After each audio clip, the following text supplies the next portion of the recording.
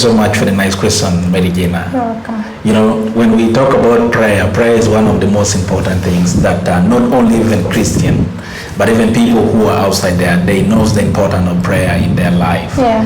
And then to the Christian, we understand that prayer is also one of the most effective tools that can help you as a Christian to overcome temptation.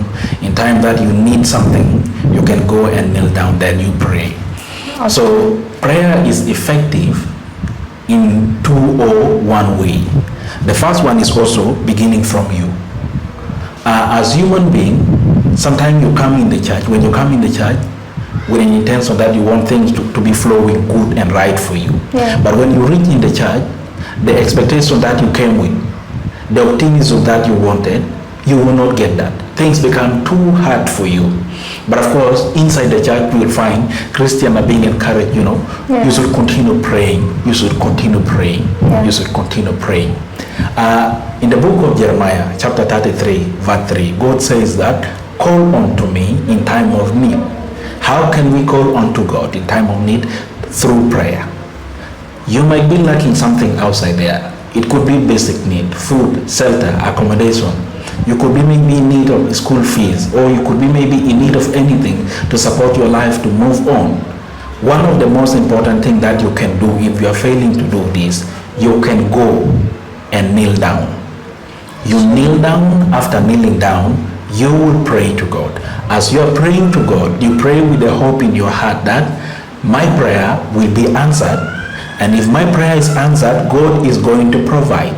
Because there is no son that will go and request something good, yet the father knows that this is good for my son. Then later the father will refuse to give this to the what? To the son. That is one way how prayer can be effective. You need to have hope, number one. Then number two, as you are going to pray, God will also look the motive behind your prayer. Some people will only come to pray after getting what they want, they will forget about that. Sure. So in their mind, they will pray that God, I need A, B, C, D. But of course, after provisions of these particular things that they need, there's no plan for God that exists from there. So prayer is one of the most effective tools that as Christians in the last days, we are being called to use. And through prayers, you can overcome what? You can overcome temptation. I can give you for you one of the best example. You see, when the devil struck the family of Job, yeah, there are a lot of calamities here and there, a lot of problems in the family. But Job remained faithful until the end.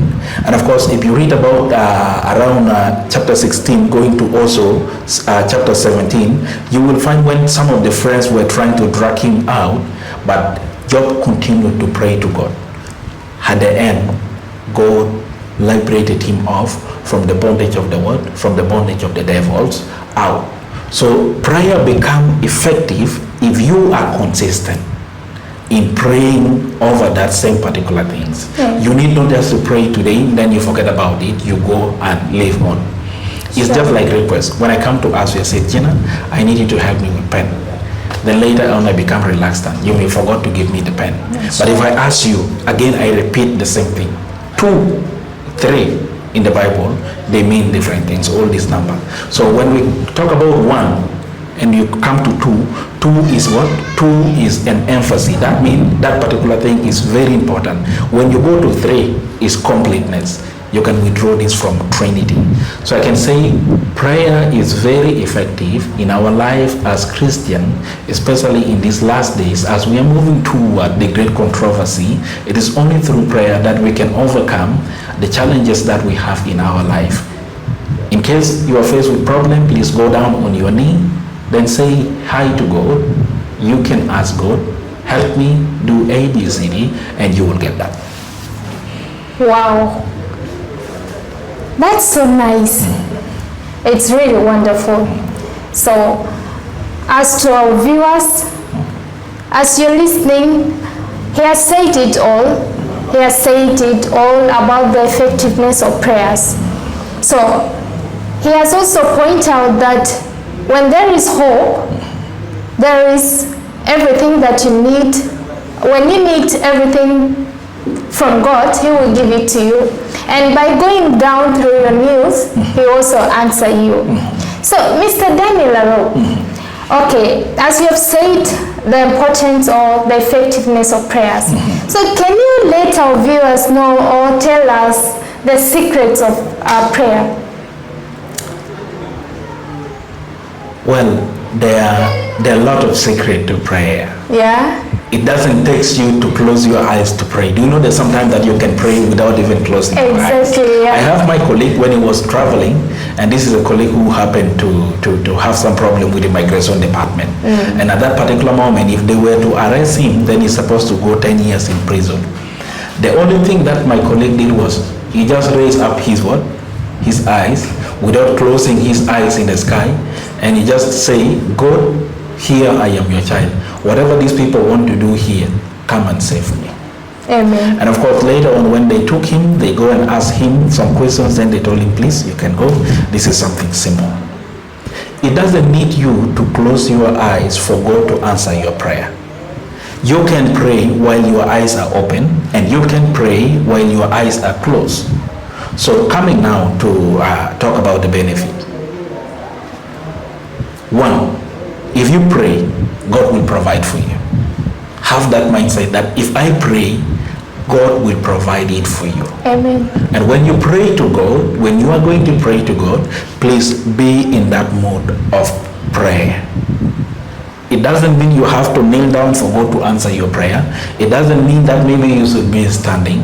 From wherever you are, whether on your bed, whether you are traveling along the way. The importance of prayer is in a way that it can safeguard you and can protect you.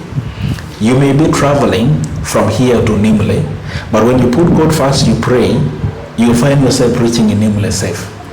The same road that the people use to go from Juba to Nimule, other people did not make it. But here, through prayer, you made it through.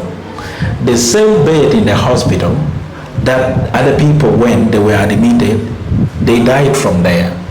You will also be admitted, but when you continue praying to God, you find yourself overcoming the sickness. That doesn't show that you are more special, but it shows that you are equal and God still has planned for you, but because you also pray to God. Another example I can give it to you. Hezekiah, in the book of Isaiah, and the same story also is recorded in the book of 2nd Chronicle. When God told Hezekiah that, Hezekiah, you are going to die. Hezekiah went and knelt down and asked God, said, God, please add me some years.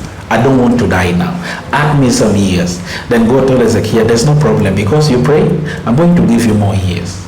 And they gave him more years. Amen. Almost around 10 or 7, Kira, if I can recall it well.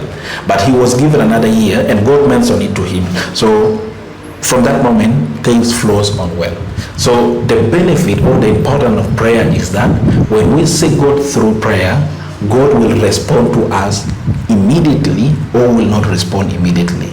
So I can say this, that sometimes people will say, I've been praying for so long and God is not answering my prayer. I don't know. If you come and ask me pen, that Arab, can you give for me a pen? If I say, no, I don't have a pen, is that one not a response? It is. But the response is no. Yeah. Yes is a response and no is a response. God knows when to answer our prayer and provide the need, and when not to answer and when not to provide the need exactly. Because as I said, you may be coming that, God, please, I need car, give me a car. And after when God provided you with the car, you will leave the church. You will go out. At the end, who caused that? I can give you another example. In the Garden of Eden, God put Adam and Eve. When Adam and Eve sinned, God asked Adam, where are you? Adam pointed that it is the woman you gave me. That is point number 1. Point number 2, when God asked the woman traded the blame back to God. It is the snake that you created. The problem went back to God. So God said, there's no problem. Since I'm the problem, let me come and die. And Jesus Christ came and died. So the root cause goes back to God, and God had to sacrifice his own son. The same way also, if God provided you with this need, And at the end, you went and diverted. At the end, the problem sometimes, in other words, it goes back because of this car given by God. That's why you are no longer in the church. So prayer is very important, and it is very effective in our life as Christian. Wow. It has really touched my